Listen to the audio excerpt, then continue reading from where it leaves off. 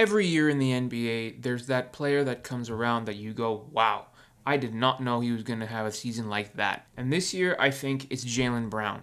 And that might be surprising because we're talking about a finals MVP the year before last. But the reality is, let's be honest, most people respect Jaylen Brown, but there's a lot of conversation of whether he should have even won that MVP. And with Tatum being out, the Celtics shipping away Drew Holiday and Porzingis, most people were expecting that at best the Celtics would be in the play-in maybe, lucky to have a playoff spot, but hopefully using this draft capital this year to build the team back around once Tatum is back. Did we expect the Boston Celtics to be the second best team in the Eastern Conference and Jaylen Brown to be averaging nearly 30 and in MVP considerations? I don't think so. And that I give full credit to, of course, the coaching, Joe Mazzulla, but honestly, Jaylen Brown has taken a step up on all regards. His scoring is unbelievable this season. I mean, he's top 5 in scoring this year. I don't think anyone would have said that going into this season.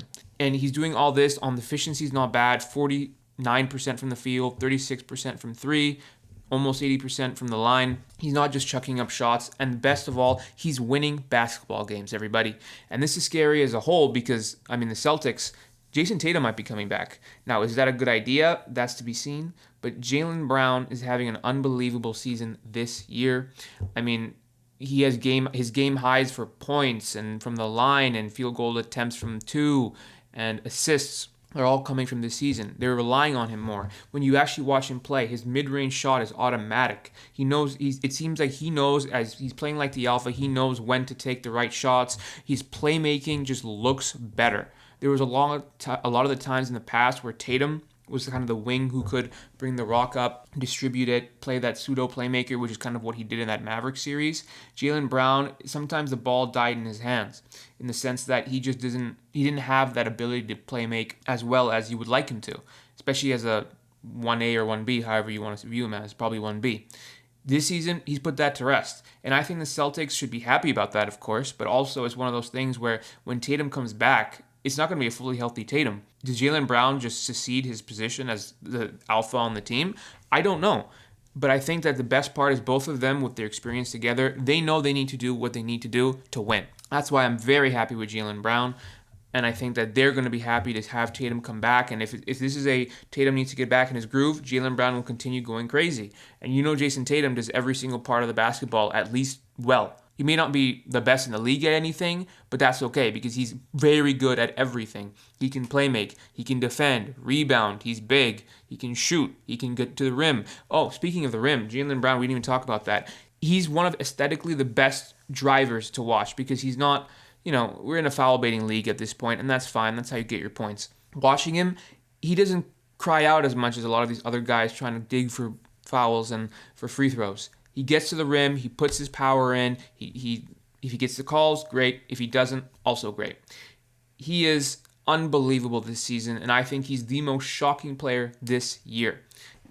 And just looking at the standings, I think he's the most shocking player on the most shocking team. Because if the Boston Celtics are the 2 seed in what we consider a weak East without Jason Tatum, even if Tatum is 60 to 70% of what he normally is, if they have him back and they can figure out maybe a trade around the edges, which is unlikely, but I think at the end of the day, they may not win it all because the West is just so good, but they absolutely can make something work where I would not be surprised if they're in the conference finals, at the very least, maybe even NBA finals, just with their experience. Because the Pistons, they're the new kids on the block.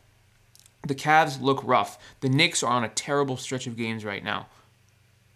Who else is their competition? The Magic are all right. The Sixers, they look good all around, but in the playoffs, we know Joel Embiid can go down at any moment. VJ Edgecombe's a rookie. Tyrese Maxey's a baller, but can he do it all by himself if he needs to? I don't know about that.